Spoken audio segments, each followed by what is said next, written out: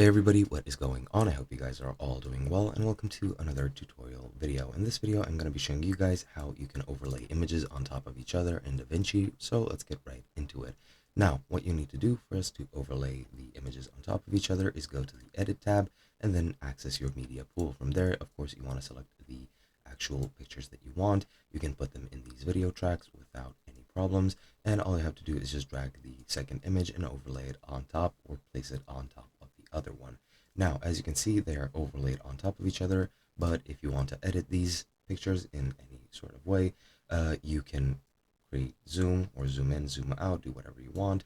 You can change the position by sliding these or manually inserting the number as well. You can rotate the angles, you can do a lot of different things. Let me just change that back.